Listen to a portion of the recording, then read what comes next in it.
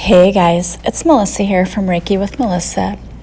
I want to first of all apologize. I thought that my podcast for yesterday had posted at 5 a.m. and it didn't, and I didn't notice that until the afternoon, so it was a little late, so I do apologize for that. I just know that I listen to things on my way to work, and so when someone doesn't have a podcast, then I think, oh, what the heck? It wasn't there whenever I needed something to listen to, so I do apologize for that.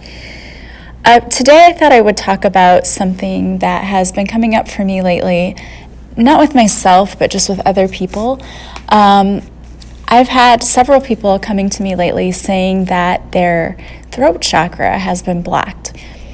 And if you know anything about the energy chakras at all, you know that the throat chakra has to do with speaking your truth and being yourself. So when you have the blockage there in the throat chakra, it's usually because there is something there that is like you're not speaking your truth, you're not able to speak your truth, you're feeling blocked in some way. So I thought I would talk about that today and what exactly that means. So it's important for you to be able to speak your truth, right? And we all know that. Because if you feel like you're not able to be yourself, you're not able to speak your truth, you're going to feel extremely frustrated and resentful. And I want you to think about your relationships in work or just your personal relationships. When there's conflict, what do? How do you resolve that conflict? I can tell you what I used to do. I used to be a conflict avoider. I don't know if it stems from growing up in a home where I had parents who were divorced, and I can remember when I was 3, I can remember them fighting. And I remember even as a 3-year-old, I remember feeling like I had to do something to stop the fighting. And so as an adult, I didn't want fighting. Like, I didn't want that to be around. Like, I wanted to avoid conflict. So the way that I avoided conflict was by becoming a people pleaser. And I would just do whatever it took to make sure there was peace wherever I was, right? I didn't want there to be any kind of fighting. Well, that's not a great way of conflict resolution. That doesn't do a lot to help. And I can tell you that I certainly did feel resentful. Much of my time was spent being pissed off that I had to do something the way somebody else wanted to because I didn't want to cause waves. I didn't want to make waves. And that is extremely frustrating. And so I was very resentful a lot. So a lot of behaviors that I used to exhibit were very passive aggressive, because I didn't feel like I could speak out and say what I really wanted, because if I did, that would cause a fight. And a fight anyway, what is that really about? Just because you have an argument with someone, it doesn't mean that they stop loving you. You can love someone very much and disagree with them. But for a lot of us, and it probably does stem from our childhood and how we felt then, it feels like if you argue with someone that they're going to take their love away from you.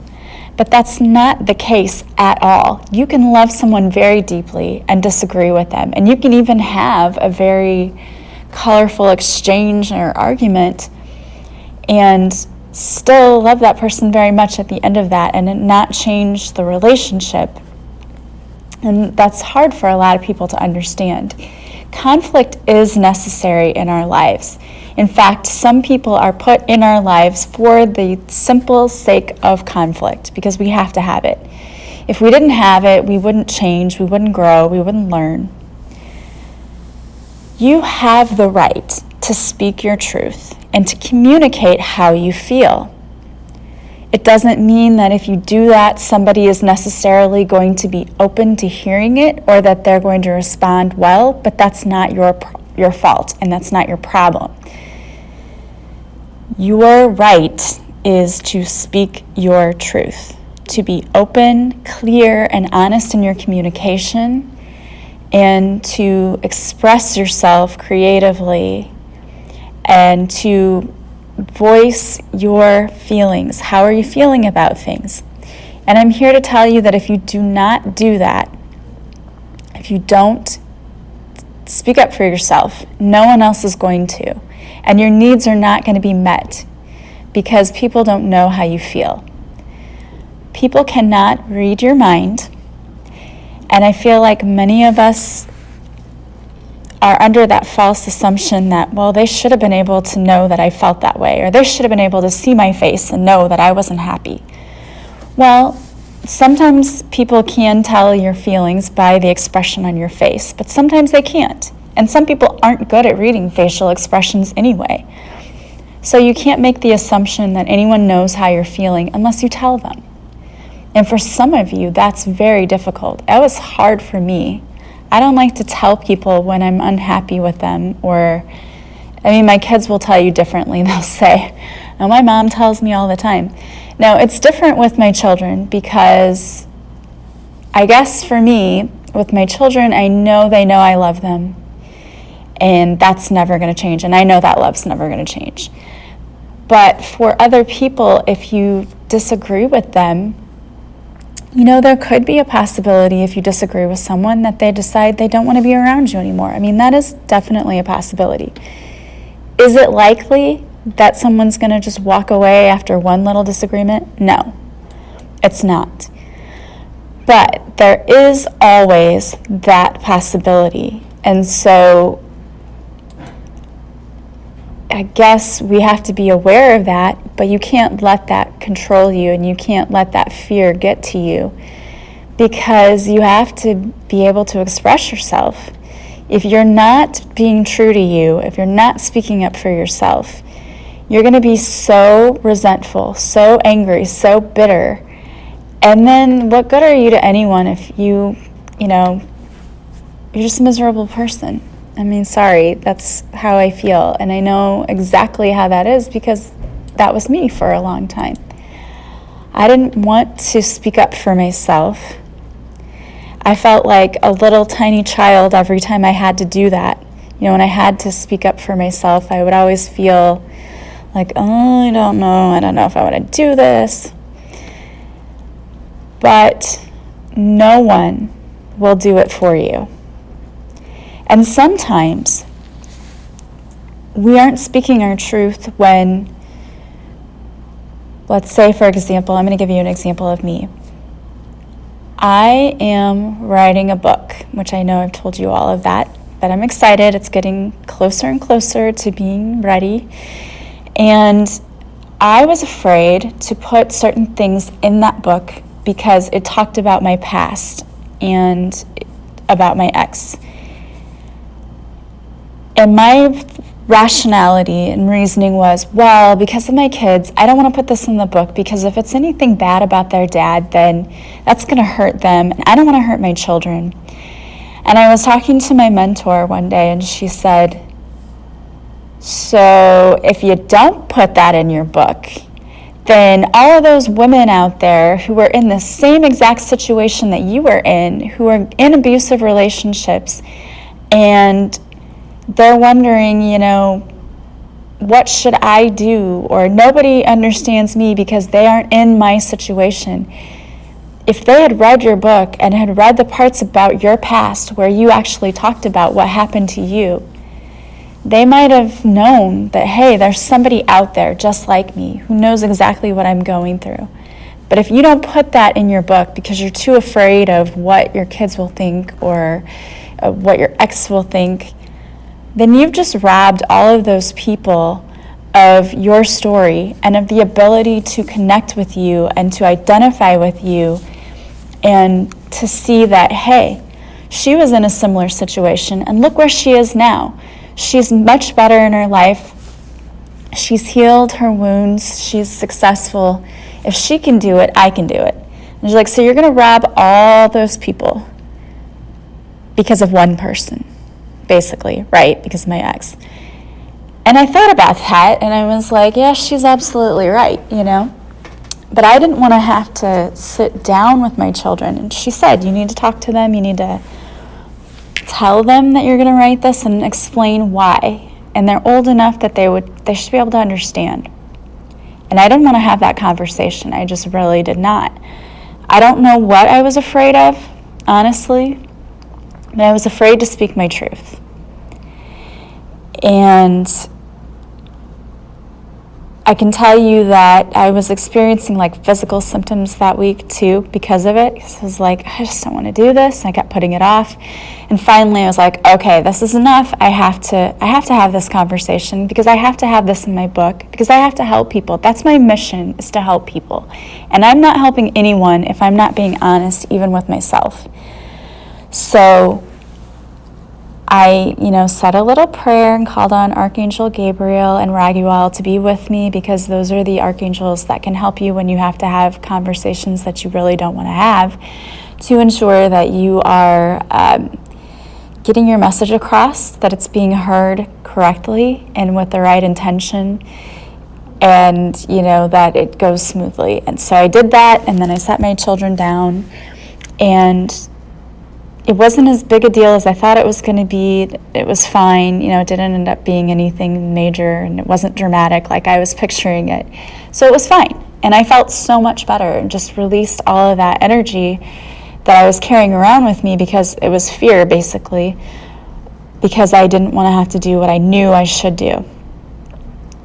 So my point is this: you might be not speaking your truth at work, or you might not be speaking your truth with your family or with your friends. Only you know what it is that you're not saying. But you need to start speaking your truth, because you're not doing anyone a favor by holding on to it. It becomes this pill that you swallow that is very bitter. It causes upset in your stomach and other physical symptoms, because it's like you're holding on to all of this anger and resentment in the pit of your stomach. And that turns into physical symptoms. But most importantly, there's a reason you have a truth that you need to speak, right? Everyone has the right to be themselves.